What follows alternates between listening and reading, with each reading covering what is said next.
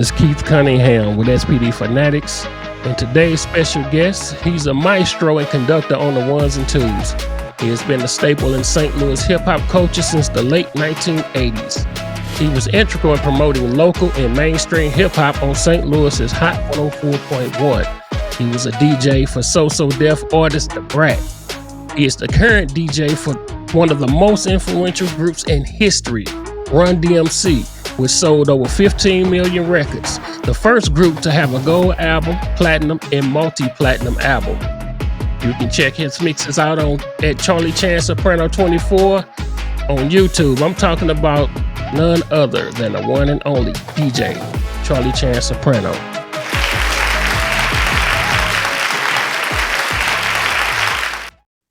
What's happening, man? What's happening? Hey, what's going on with you? Man, I'm glad to be doing this interview, man.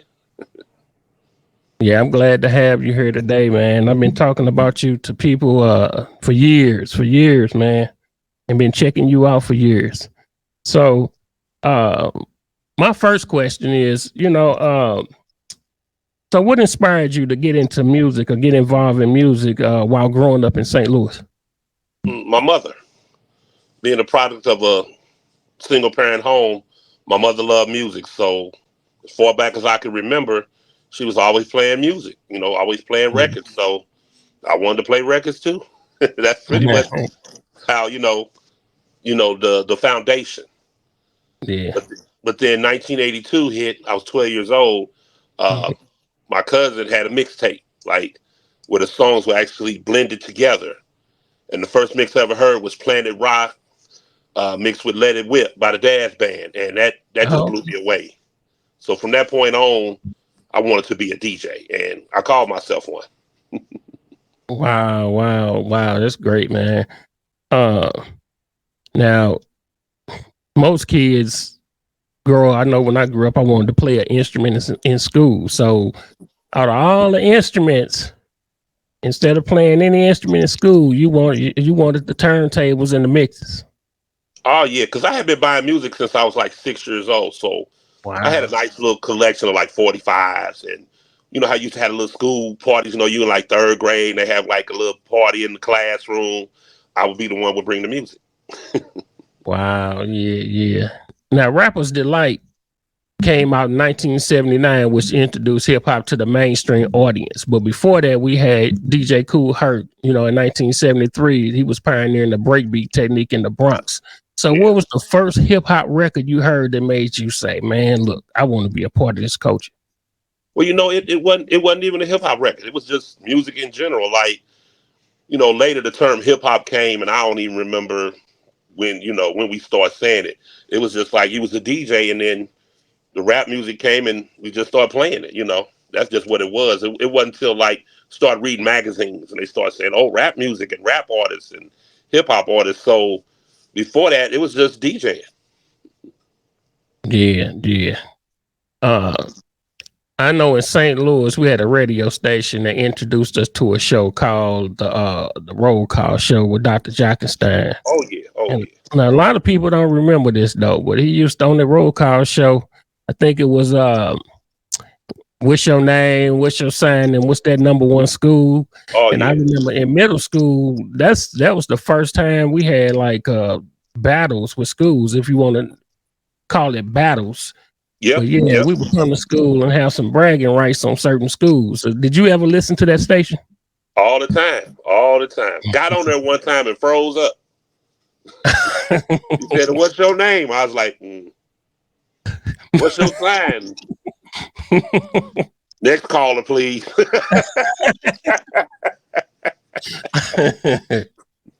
Yeah. So I know that myself being immersed in hip hop on the hip hop scene, I recall coming over to your apartment in University City. This was a long time ago. Oh, yeah. And I believe I came over with a current DJ at the time that I had as far as, because I was MCing. Well, I started out breakdancing and then MCing. Same thing. Started out breakdancing first too.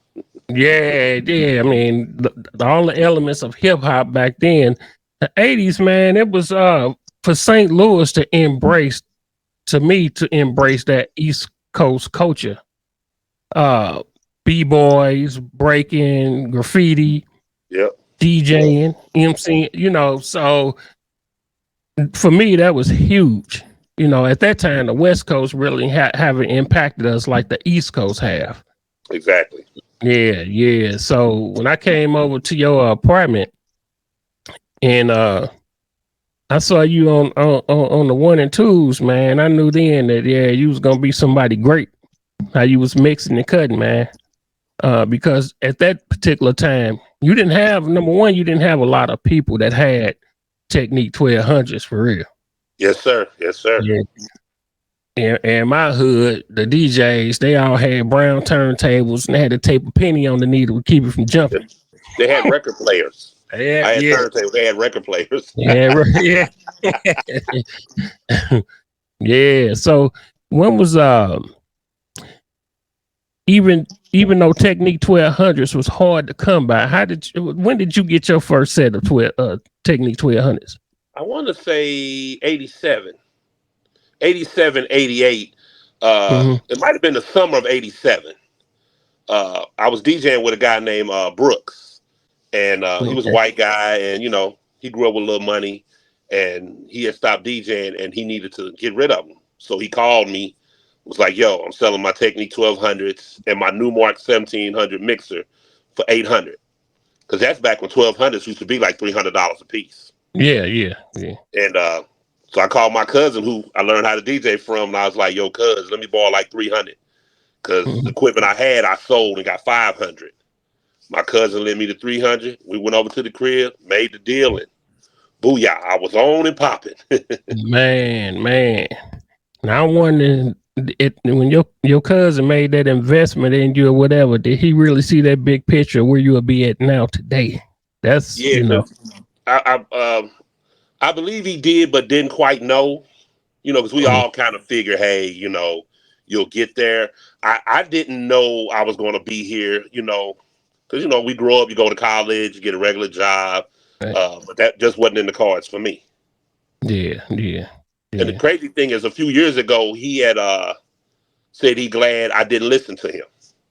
He was like, "I'm glad you didn't listen to me. You did what you did, because if you'd have listened to me, you wouldn't be here today doing what you do." So, he's always been my biggest supporter. Like when I was in high school, he would take off work to support me at pep rallies, anything I was doing, talent shows.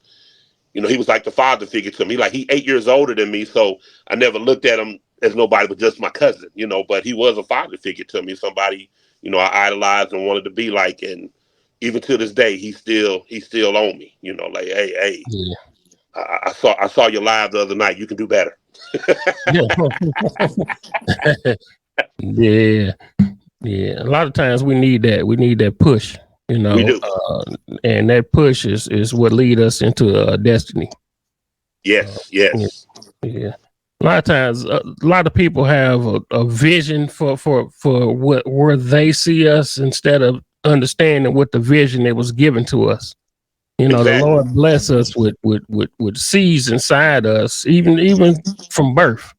We have seeds are implanted in us to become what we're going to become. But a lot of times we get influenced by a lot of outside influences on pushing us towards something else.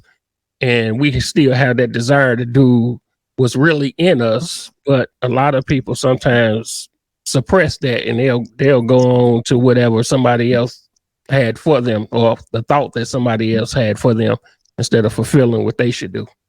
You're right. You're sure right. Yeah. So it was I know back in U City, I grew up in Normandy, but I used to hang out in U City. So they had this theater, Fine Arts Theater, which they used to convert on the weekends for talent shows. Yeah, they would have local MCs and DJs there on the weekends, and I called myself going there, doing a little something, and the guy I say he got booed. But the show flopped. I had to hide my head coming out of there. But did you ever do a show there? No, they hated on me. Really? Yeah, they The only person I can ever remember DJing there was a guy named Fritz. That's who I came over your house with. Yep, with Yeah, Fritz. Other Yep. than that, to my memory, they didn't let nobody else DJ. Because I had, matter of fact, it's funny, had a couple of partners. We was gonna do Run DMC, and Yeah. I was gonna do Jam Master Jay. They didn't let me up, and we came like 2 or 3 weeks, and they never let me get on ever. Wow. Yeah, That's kind of strange. You being from that area. yeah, but it was like Fritz was the only guy they ever let up there. Wow. Yeah, I remember him, and he turned me on to DJ Kool-Aid. It was the DJ. I don't know if you knew Daryl from the Animal House. That's who. Yeah. That's Yeah, my me guy, and him. One Rough DJ. One Rough DJ. Yeah. I started with him. Yeah, that's my man. We went to the same school and everything. Yep. Yeah. So what was your first gig in St. Louis DJing? First party. It was a high school party over on the north side. I'm trying to remember the name of the damn street. It was a basement party. Oh, okay. That nobody came to. Yeah. I remember I met Cool Odie and Northside Posse that time because I talked to Odie on the phone but never met him. And I remember Count Dracu Jam and I forgot who else was with him. They come down in the basement because I'm the only one down there. The equipment set up on the washer and dryer. And I remember I didn't have 1200s yet. And I remember, I guess it was Count Dracu Jam. He was like, yo, my man got 1200s. And I was like, so? He was like, his name Cool Odie. I was like, I know Odie. So, because I think they was trying to punk me, and I was like, hey, I ain't going for that. And then they was like, you should let my man get on. I was like, hell no, he ain't getting on. And then I think we had a little exchange of words, but no problem. And they just went on back outside, and I was the only one in the basement for them whole 4 hours. I think everybody was kind of like in the backyard or whatever. Yeah. But that was like my first official party. Oh, okay, yeah. I remember going to a lot of basement parties, the blue light or the red light. Oh, yeah. The sheets hanging. And but believe it or not, the house parties was packed. That's what used to make the world go round. Yeah. So how did your momentum build up around the city? Well, from there, my next party was for the men of Alpha Phi Alpha fraternity. My cousin was Alpha, but he didn't set this party up. The guy was spinning with Brooks, white guy I went to the city with. He was DJing the party because he went to WashU, and he called me. He's like, yo, I got to do this Alpha party. It's at the Holiday Inn that used to be on Lindbergh near the plaza. Okay, yeah.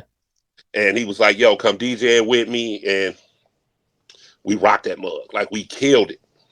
Yeah. So, word of mouth. So then it was like the AKAs calling, the Deltas calling, Qs, Kappas. Any of the Greek organizations from all the schools were calling me. So I was doing basically college parties all through high school. I got my first official high school dance was U City in my senior year. But before that, I couldn't even get no high school dance. But, word was spread around because I always kind of would meet DJs and we would get cool. And then they would go back like, yo, it's this dude from U City, Charlie Chan. He doing his thing. Plus, I did mixtapes at school. And the mixtapes would, they would circulate. They would travel around the city. Yeah. And then, I didn't even know I was getting that way till like my senior year when I did a party. I want to say out at Redmond, out at the pool. Okay. And somebody came up, was like, "You Charlie Chan," and they was geeked. They was like, "Man, we came to see you," and I was like, "Oh snap!" And then it just kind of went from there, word of mouth. Yeah. Did you ever? You said on I think that was the complex. Yeah. Yep. Because how I remember that we had the real Roxanne came out there to do a show, and I remember going out there and I saw her out there on Red. Yeah, the complex. Oh yeah. As a matter of fact, the summer of '87, the Alphas used to throw a big step show. And the step show was there, and I DJ'd it. and then the Oh. after party, I think it was at Sports Palace on Delmar, if I remember Mhm. correctly. And I DJ'd that, and it was like everybody had kind of seen me, like, oh man, Mhm. that dude nice with it, and Yeah. boom, took off. Yeah. Yeah. Did you ever DJ at I know the Q Dogs, I think across from Soda, and it was a building on Union. They used to Yeah. have shows there all the time. Are you talking about the West End Rec Center? Yeah, yeah. Did you Yeah. ever do Yeah. anything there? The if I'm correct, the Alphas found that and did the first Oh, party there, and then everybody started going there after that. oh wow. Yeah. Yeah. Yeah. That was the days back then. Oh man, it was a great day. I remember being in there with nothing but that big ass fan blowing about 105 degrees outside. About 300 or 400 of us in there partying, kicking Oh it. Like yeah. we didn't even care. All we needed was water fountain and some music. Yeah, yeah. So when you first started, well, in the midst of you learning and mixing and scratching, did you what was your influence as far as DJs back then? Well, everybody we heard on record, so it was start first, then Jam Master Jay, then Mixmaster Ice, Hmm.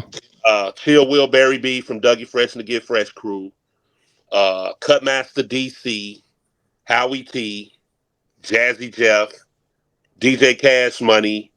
I Hmm. mean, Evil D, who Hmm. was Ice-T's DJ.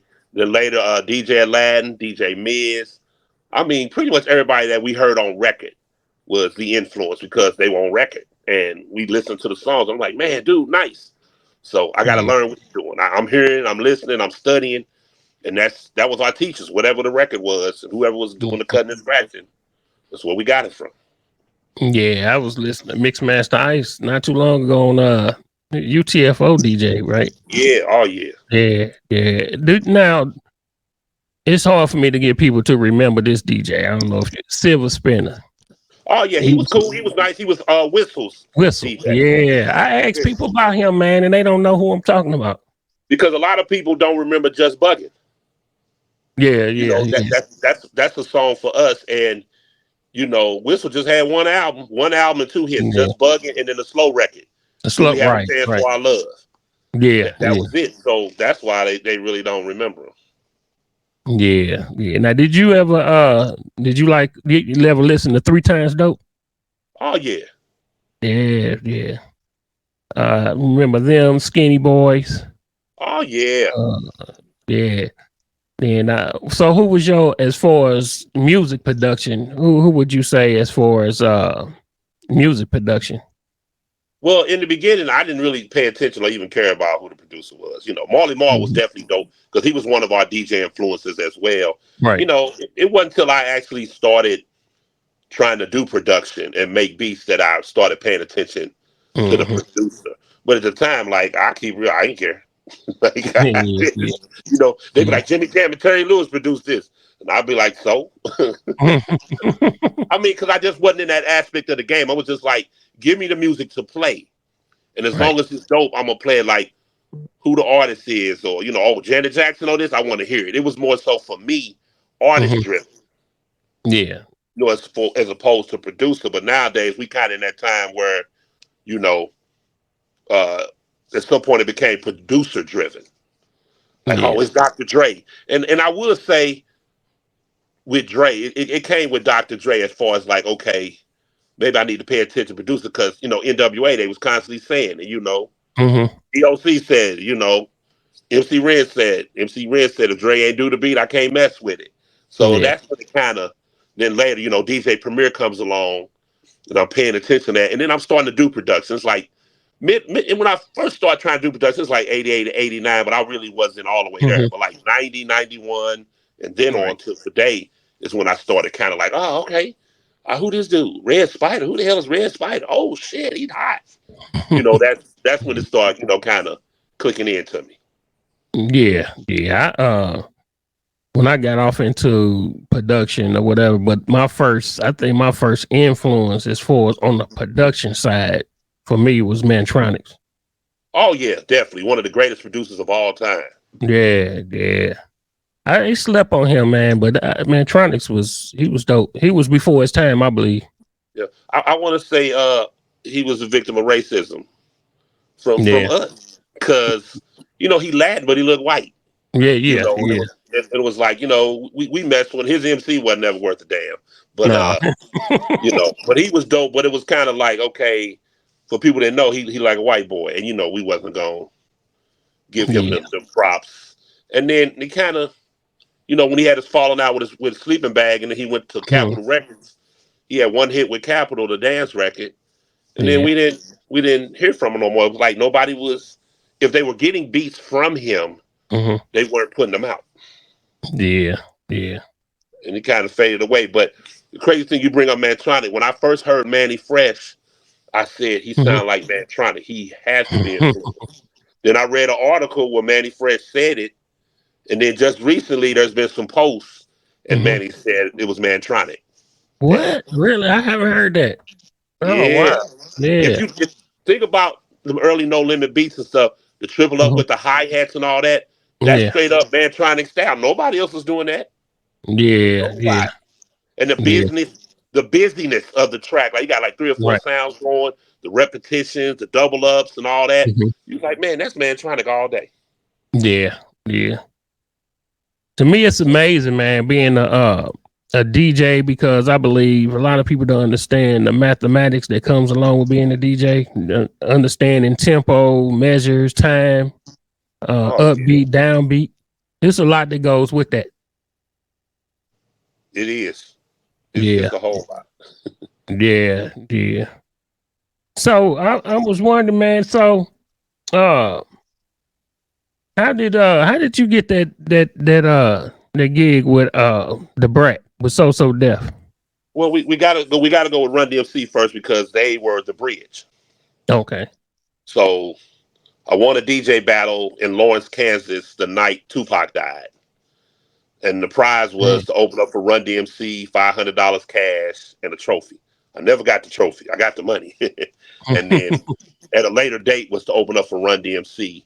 So of course, the day before we were in Lawrence, Kansas, Run DMC was in St. Louis, Oh, and we okay. was at we was either it was either Evolution or the Galaxy. I can't remember what name the club had at the time. I want to Mhm. say it was Evolution, and I was the DJ for the club, and when Run DMC was coming off stage, I grabbed Jay and I was like, "Yo, can you stay on stage for a minute?" And I announced I won the battle, and I did the Peter Piper routine that won me the battle. And then Jay was Mhm. like, "All right, Charlie, I see you tomorrow." So we in Lawrence, Mhm. Kansas, we do our thing. Show over, Jay come out, start talking to me, and basically he's like, you want to go on the road, opening and closing for Run DMC. He said, "I can't promise you no money, Mhm. but give me some time. I'm gonna look out. I'm gonna help you out." So like bet. So I was literally doing all these shows from then up until Easter Sunday '97. We was in Atlanta, in the lab with DJ Nabs at Club Kaya, and Nabs is Crisscross's DJ. Oh, okay. So what I didn't know was Jay had talked to the Brat and said, "Hey, we got a DJ for you. Come check him out. We'll be in town." So I remember being there, running to my man Big Bob, who was Jermaine Dupri's personal security. And that's my guy. He from here. Used to book me for parties all the Mhm. time. Big Bob was part of the Smith Center. When DJ Quick say that in the song, Big Bob told Joe, whatever, whatever. Mhm. That's what he's talking about. So when Jay bring me out to close the show at the Run DMC, like he always do, the Brat and Jermaine Dupri walked out, and they standing there next to me. I'm just thinking, hey, Crisscross DJs Atlanta, why wouldn't they be there? And I got to doing my routine, and they was handing me my records, like helping me out, like being like my assistants doing my routine. Yeah. When I got done, the Brat jumped into my arms and was like, "Be my DJ." And I was like, Wow. "Oh, cool, cool." I was so geeked, like, yo, it finally worked. Somebody saw me and it worked. Went backstage, and Jay, Run, and D was back there smiling. And they was like, "We know. Why you think she here?" And I was like, "Oh, snap." And that's literally how it came about. Wow. Wow. That's a great story, man. Oh, yeah. Yeah.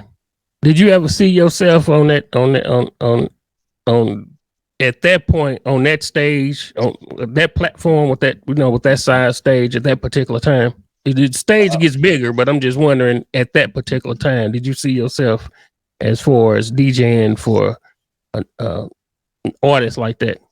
Well, I was always hoping that an artist would see me and be like, Mm-hmm. I need to be my DJ. But then, because I was so big here, that I figured somebody from here would be the Mm-hmm. one to take me. Okay. So like before Nelly and them would always do anything, and I always have been that guy. So I'm figuring somebody from here will blow, or I'll meet a manager or some because I was circulating mixtapes out in different parts of the country. I'm like, somebody got to hear me, see me, or something go like, I want that dude. And a few times artists was coming through and people was trying to place me with them. Like I had a chance to be the DJ for the Insane Clown Posse, but I don't Okay. know what. I think I wanted too much money to do it, and I didn't want to wear the makeup. But I remember a partner of mine, Dwayne Randall, was like, yo, Insane Clown Posse looking for a DJ. And he was kind of like the connect on it. Mm-hmm. But it didn't happen. Thank God it didn't happen. Yeah, yeah, yeah. I couldn't see you in all that clown makeup, man. Yeah, because I definitely had to put the makeup on, Yeah, and that was kind of thing too. Like, how they gonna know it's me? yeah, yeah, yeah. So, January. Well, before we get there, how did you end up getting the biggest stage? To me, of all time, with a group like Run DMC. How did you get the call to come and rock that stage with Run DMC? Well, DMC went solo 03, 04. And I think either 04 or 05, I can't remember that date. I became his DJ because he needed a DJ. And I got the call. He was like, yo, you be my DJ, yada, yada, yada. I'm like, bet. So I had been doing that with him all that time. Mm-hmm. And then they had a meeting to get back together to do Run DMC shows. So they're not together. They just do shows. And D was like, yo, boom, we back. Let's get it. And I was like, oh, snap. Plus Run knew me and knew what I could do and was capable of. Plus Run had his own DJ too that he had been doing things with. So it's actually two of us that actually DJ for the group. Because, Run wanted to look out for his guy, and D was like, well, Charlie, my DJ, and that's it. Like, he ain't there, I ain't there. Yeah. So you and I don't want to go past that because to me that's to be with Jam Master Jay and have that opportunity Yeah. to rock with him and everything like that. That's to me that's major. So how was that, your relationship with Jam Master Jay? Oh, man, it was good because, he was basically mentoring me, and I didn't even realize it. Uh, we used to go out, and he was just like, just DJ before us, just rock out. Don't do too much. So I'm Mhm. just basically, dropping hits and stuff, just kind of getting the crowd ready. Then after them, when I come back, he said, you do the tribute to us. And then he cut me loose. So, but I was doing so well, like opening, that I was actually taking the energy from the crowd. He was like, man, they tired when we come on. He said, this is what he told me. He said, you think the cutting and scratching is what gets you over. He's like, no, it's how you play. You know what to do. He said, man, and the crowd is tired. So I just want you to close. Yeah, yeah. And then we had a conversation 2 or 3 weeks before, he was murdered, and he was going out to start DJing, being out on the road, like doing like what Kid Capri and everybody was doing. And he was Mhm. going to take me to be the opener. And he said, I'm going to have to train you on how to open, like what to do, what not to do. He said, but eventually, people going to see you. I'll be able to help parlay that into you being able to go out on your own and do it. He said, but I got to teach you how to open. He said, because the way you play right now, you'll kill me just with your opening. He said, I got to try to scale back. And then, of course, we lost him. But, he was always, telling me things like, all these DJs you hear, don't worry about them. You are who you are. You just as dope. Don't sweat that. Don't sweat what you're hearing and none of that. Just do you. He said, trust me, you got it. And then he told me when he met me, he knew who I was because he had heard my name before. He just never seen me. So when I said, I was, he used to tell me like, man, people in New York, DJs and stuff, they know who you are. He said, trust me, they know you. They just Wow. never seen you or met you, but they know about you because I know about you. Yeah. Yeah. So Wow. Yeah. So how was it as far as now? I know. Well, I know when I was growing up or whatever, I had the Run DMC poster hanging up on the wall in my yes. room. Man, to come from that and then being the DJ, you got to be feeling like a great accomplishment came with that, like a payoff. Well, this is crazy. I know it's gonna sound crazy. I always felt well. First of all, Jam Master Jay was the only DJ whose spot I never wanted. Like, Mhm. I thought Cut Creator was just cool, but I was like, yo, LL, you need me. Mhm. UTFO mixed master sites. I never wanted to take mixed master spot because Right. he was supreme. But like Eric B and Rakim, like Eric B, nah, Rakim need me. That's how I used to feel. Because you hear Right. some guys that could get down. The guys who could get down, you weren't trying to take their position, but you heard a DJ with Mhm. somebody. He was like, he cool. They need me. That's how it was. So I never wanted Jay's spot, but I used to always say when we were out on the road, if you ever get sick, Jay, I could do it.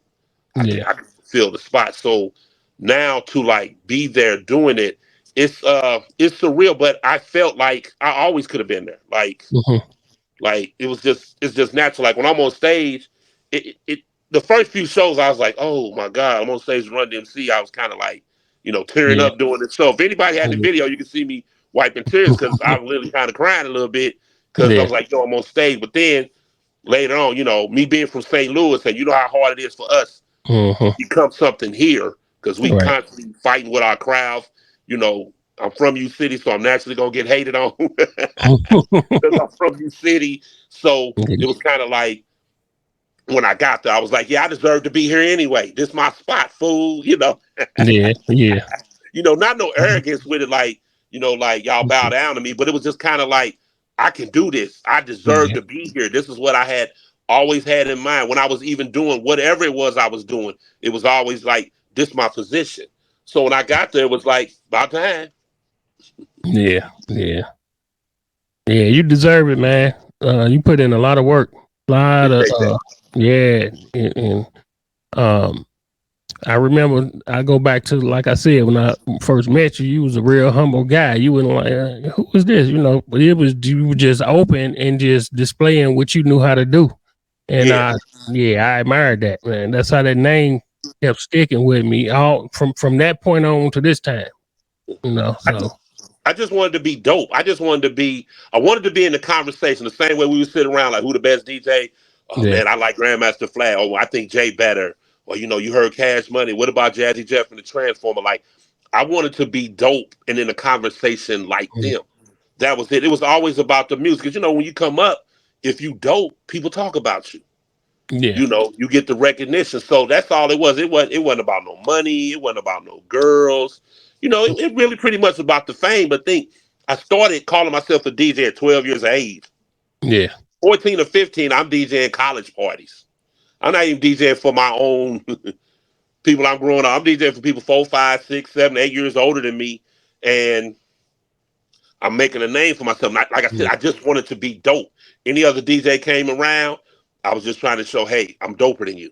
Like, Mm-hmm. that's just what it was. Because, we was always in competition. You remember when you Yeah, got a new pair of shoes? It was like you could run faster because you got a new pair of shoes. right. And if somebody said something to you, like, oh, I can beat you running, you raced. If I can beat you boxing, we put the gloves on. If you think you can who better than me, we playing one-on-one. So Yeah, that's just what it was with the DJing for me. Like, I just wanted to be the best, wanted to be talked about, wanted, to get the same respect everybody else was getting. So that's yeah, just all it was. It's still like that today. That's all it is because the culture is what keep us going, and I'm trying to keep the culture alive. yeah, So if the culture dies, all this goes away. The music, everything, it go yeah, away if the culture die. Because that's how we got here. Like you heard somebody you thought was good, you wanted to get on, you wanted to be like them or do what they do. That was what it was. I saw Grandmaster Flash. I want to be like Flash. yeah, yeah.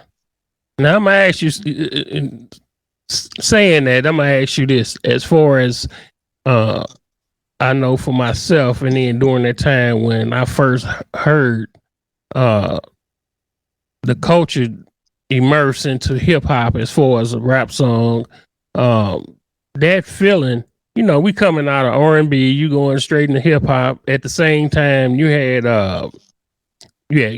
Cameo, you had Prince, you had Michael Jackson, you had Yeah. then you had you know, Run DMC, then you had LL Cool J. At around that time, do you think it'll ever be a feeling like it was back then when it's first started, when this culture first started with hip hop? I mean, it was a totally different feeling. Like it No, just changed everything. I personally don't think so Yeah. myself until something new comes along that do what that did. We came from the time period of if you build it, they will come. Hmm. Now everything has been built. Yeah. So the only thing I'm seeing now is improvements Hmm. in what's already here.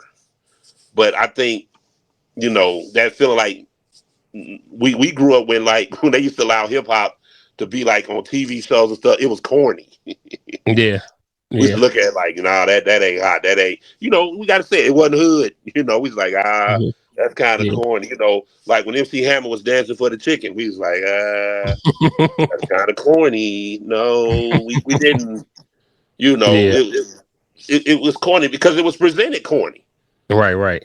you know, you go back and watch episodes where you see like Alfonso Ribeiro like breakdancing when he was a Yeah. kid, like on the shows and stuff and rapping. You like, oh my God, this Yeah. cannot be the representation of what we do. Out of Yeah. everybody we got, you couldn't have went and got one of these artists.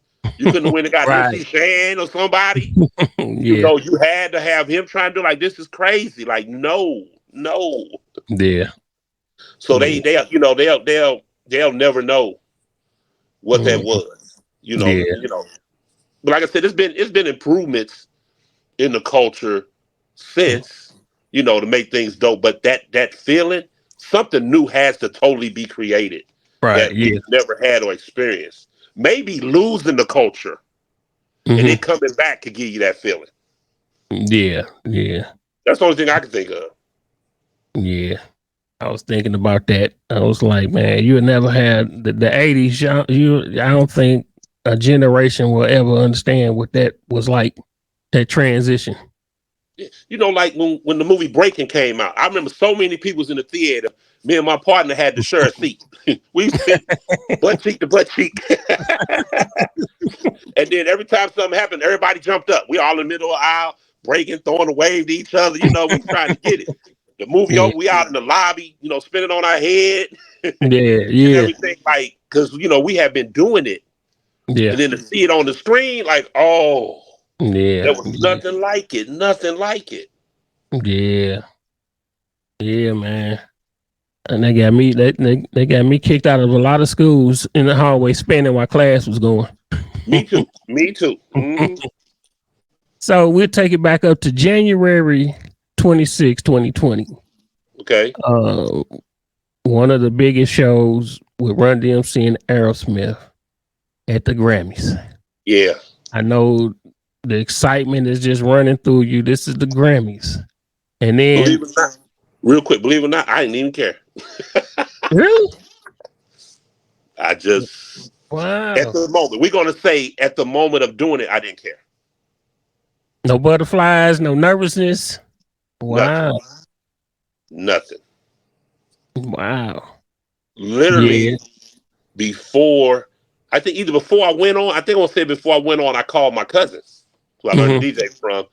And I was like, the multitude of it hit me because I was crying. I was calling like, yo, I'm on the Grammys, cuz like, oh man, talk to me. Like, I need to calm down because Mm-hmm. I just didn't trip off of it. Like I said, once Yeah. again, I felt I belonged there. Okay. So, I'm like, oh, this just another show. Like, okay, it's a Grammy, so what? Like, I hadn't even stopped. I don't even watch award shows no more. So Yeah. I could care less about the award show. Yeah. Yeah. But it was something like after we did all these rehearsals and they setting the stage up, and I'm like, oh snap. And then, I felt God was talking to him. It was like, yo, you finna be on one of the biggest stages ever in your life right now. And I Yeah. remember talking Yeah. to my cousin, and he talked me off the ledge. Yeah.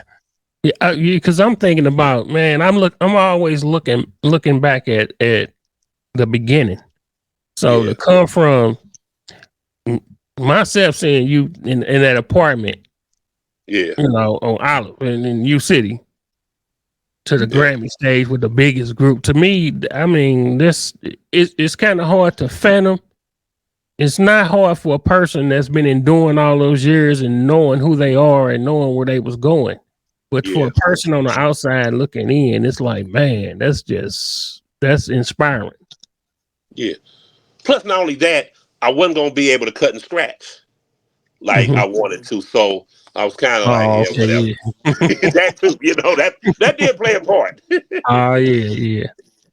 So when you getting ready for this performance and stuff and everything is ready to go, and then you receive you hear about a tweet from TMZ about the tragic news about Kobe and his daughter. How did your at the same time doing that big show and everything, how did your emotions play a part in it? Did how did that dynamic change?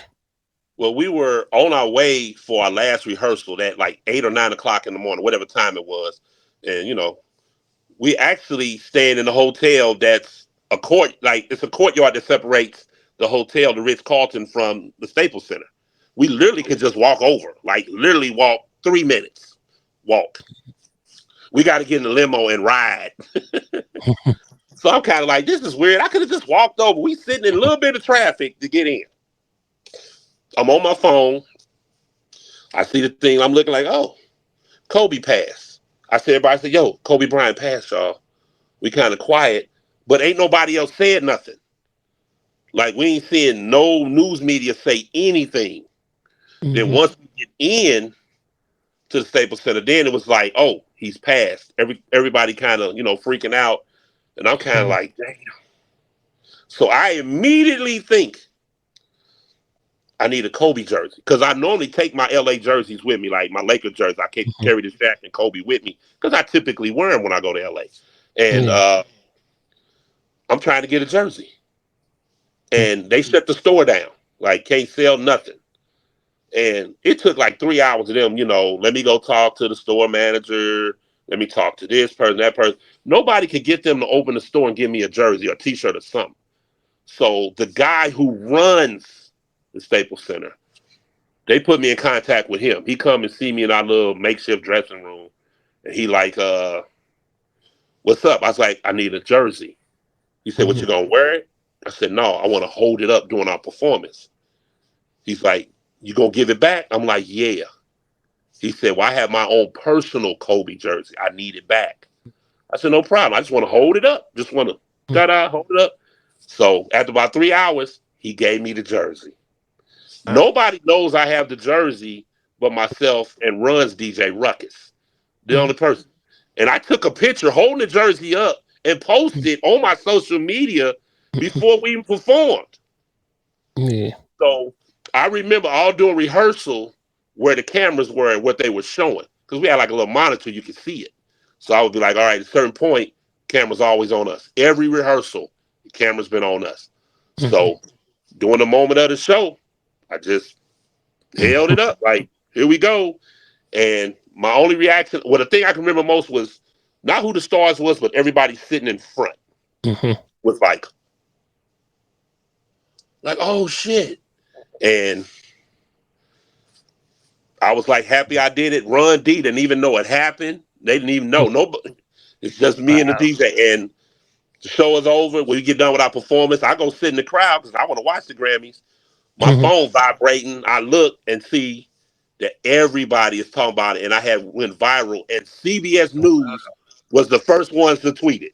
Wow. The first Man. one. Yeah. And then, like, I had that moment. I was like, "Oh snap!" And before I even left, a partner of mine, Rashad Whittier, had told me. He said, "Man, something special gonna happen when Mm-hmm. you do the Grammys. You going to LA? Something special gonna happen." That's what he told me, and I was like, "Okay." I'm thinking like, yeah, maybe I'm gonna meet the woman of my dreams or something. I'm going to LA, baby. Maybe I come back with her on my shoulder or something. But I didn't know it was gonna be that. And first thing came to me was my boy Rashad said exactly Yeah. this. Something special was gonna happen. Yeah. And then the personal text messages for me, like DJ Cut was like, why the hell you ain't scratching? Why you ain't cutting? Who is this dude? Like, why it ain't Mhm. you? And then the next text would be, oh, I see why. Because I Yeah, held the jersey up. yeah, yeah. When actually, and I kind of gave up the whole point of wanting to be cutting and scratching on there because they didn't give us two setups. They only gave us one. Oh, okay. So I was used to intro walk this way, and then Ruckus come on and let him do all the cuts and scratches to it. I was like, I don't even care. We're on the Grammys, it was Hmm. 4 minutes performance. I'll be done. I didn't think, like I said, that's why I didn't really care that much. Yeah, yeah. 'Cause I wasn't doing it. But what you did was memorable, man. I Yeah, mean, that was at the right time. it was. Yeah. It was. And the crazy thing is, I'm a Celtic fan. Hey, Jason Tatum now, yeah, you city guy. Yeah, his mother is like my little sister. Really? Yeah, because his grandmother and my mother are friends. Wow. So I knew Brandy when like she was little. Matter of fact, when she was in 8th grade, she hired me to do a school dance at Brittany Woods. Oh man. Yeah, crazy, ain't it? Oh yeah, yeah, that's funny. My my But but my children, my children attended Brittany Woods. but what's funnier than that is like I didn't knew her and Justin Tatum had dated and that he was the father of her child. I didn't know that. Wow. I see Justin all the Yeah. time, so I was always rooting for for the Yeah. son. And then uh Brandy's best friend had a wedding and I couldn't DJ it because I was gone.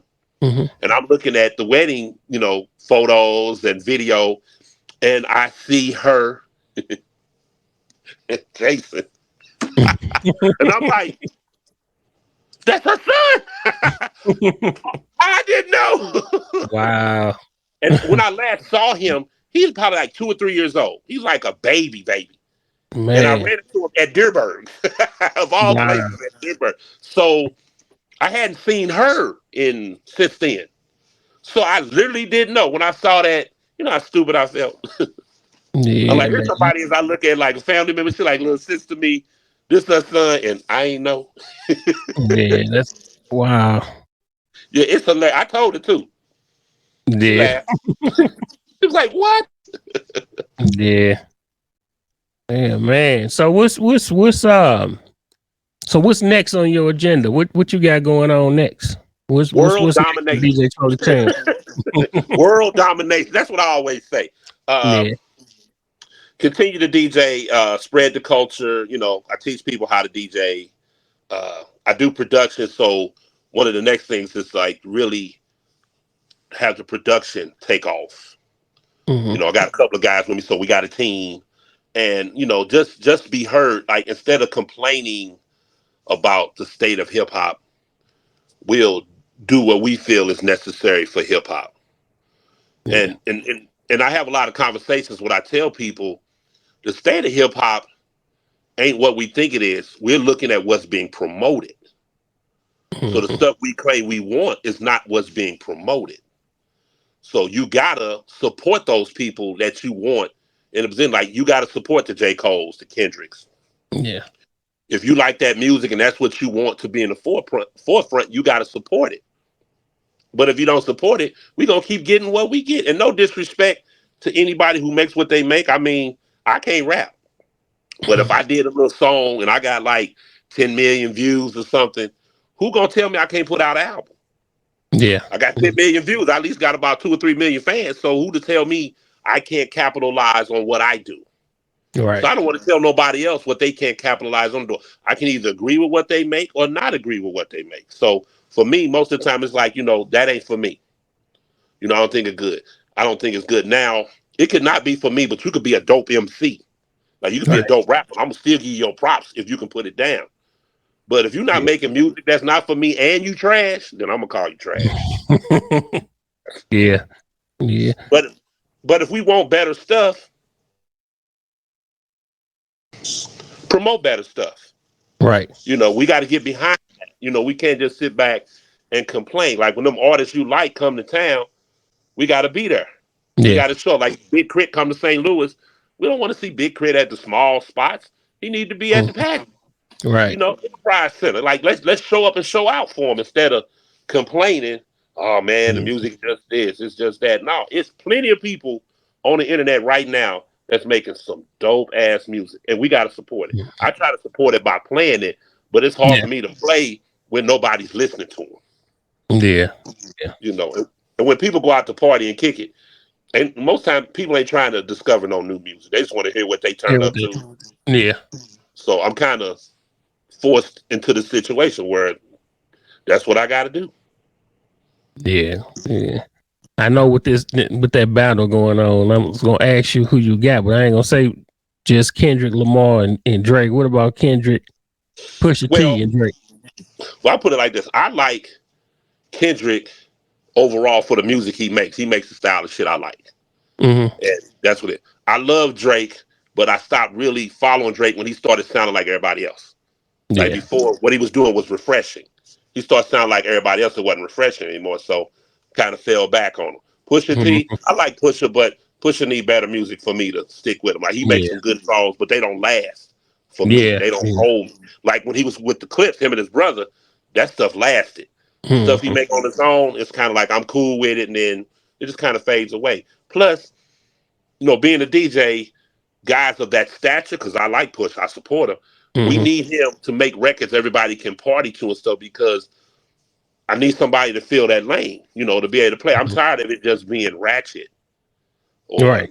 music that's self-destructive, Mm-hmm. and there's no balance. Like when we came up, we had Pop, Keep Your Head Up. We still had Bitch Better Have My Money.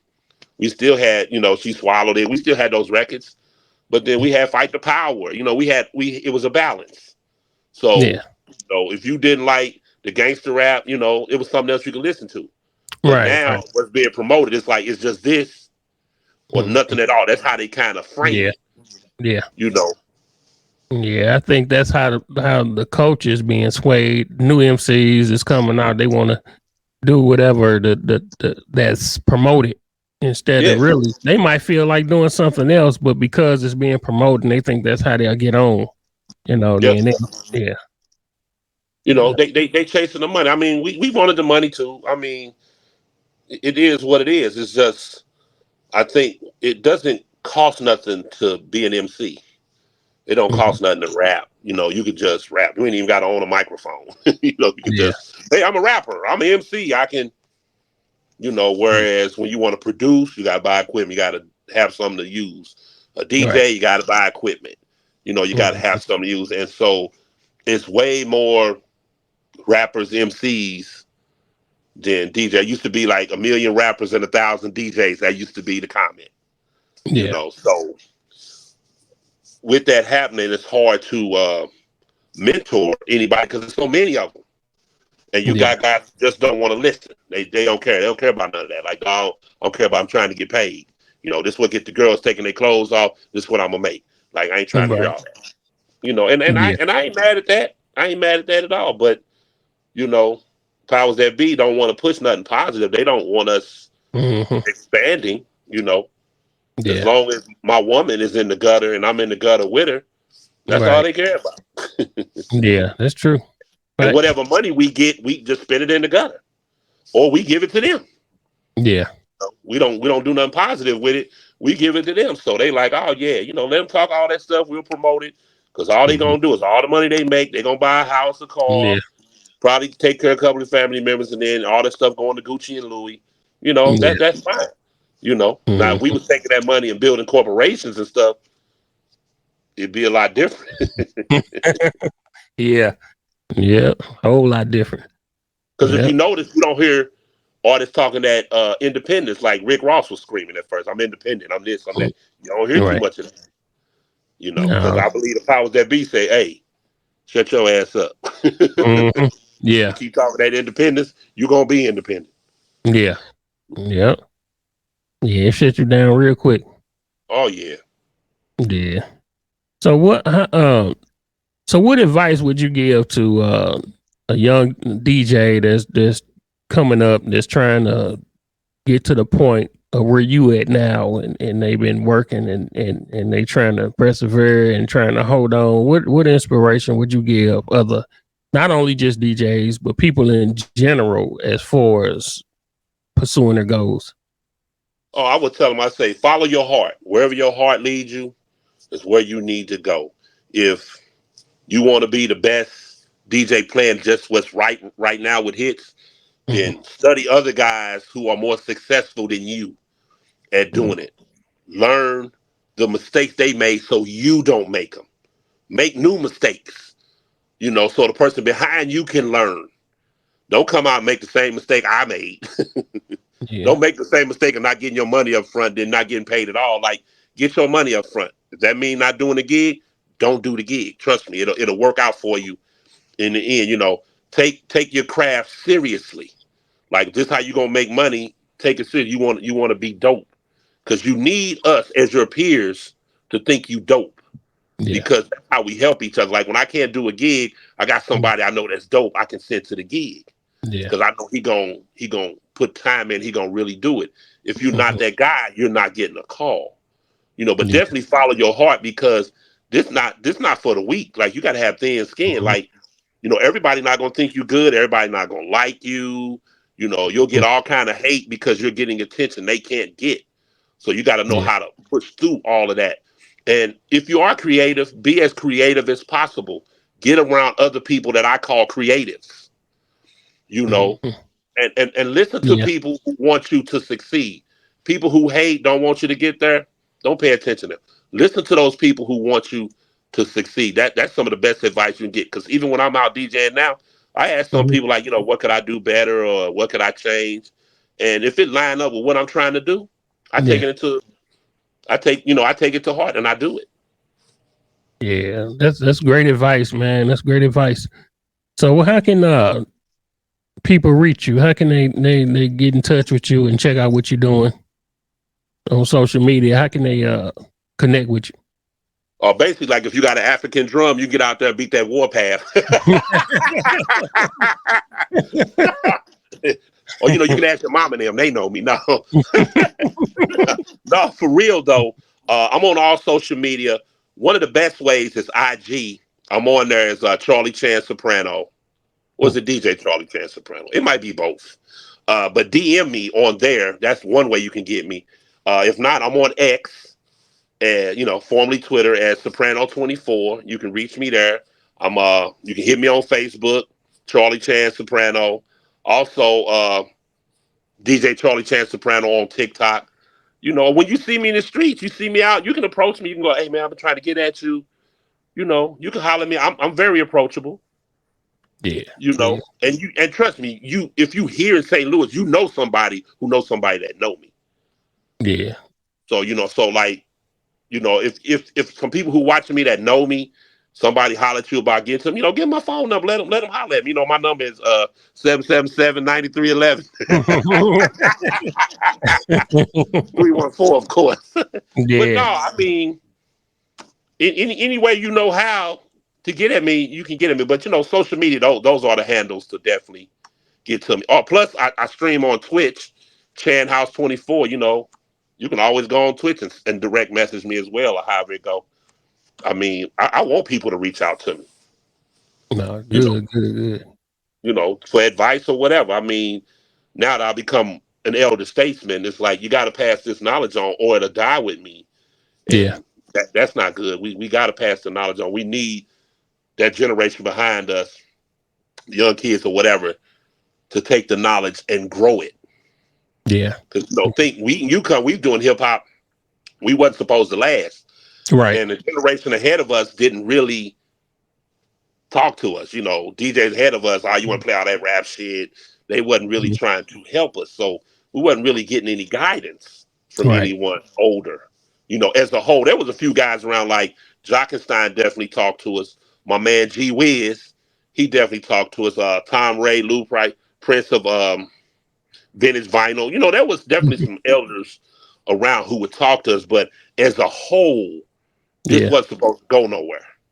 Right. Right. It I was the remember that. fan. Yeah. Yeah. So it's like, oh, you rapping, you need to get a job. You need to do this. You need to do Hmm. that. Nobody was like, hey, you need to do this. You need to do that. Like, my mother wasn't always with it in the beginning, and she complained to one of her peoples, and their response to her was like, okay, you're mad because your son is in the house with his partners making music while everybody else son in the streets selling drugs, Yeah. dying. Yeah. You upset your son is home. Think Yeah. about that. Yeah. Ain't nobody ever gonna break in your crib because all they know is there's some strapping young men always in the house. Nobody Mhm. wants that smoke. Yeah. So, and this was coming from like one of them holy rollers. Yeah. Pentecostal. You don't wear makeup, you don't wear pants. Women don't do this, women don't do that. And you got a woman like that telling my mother, like, you really need to think about what you're seeing. Yeah. Like, you mad at him because he playing music? Okay, some of it might be, undesirable, but he in the house. He doing something productive. And he make money at it. So, Yeah. pay attention. Yeah. Yeah. Definitely, man. Appreciate you for sticking with your vision and your dream, and really laying the foundation for a lot of people, not only in St. Louis but for all over. Because people really knew your story and where you came from and how you stayed with it regardless to whatever tribulations and trials you went through. You still there. You still did it, and Yes, sir. yeah, appreciate it, man. Well, appreciate you.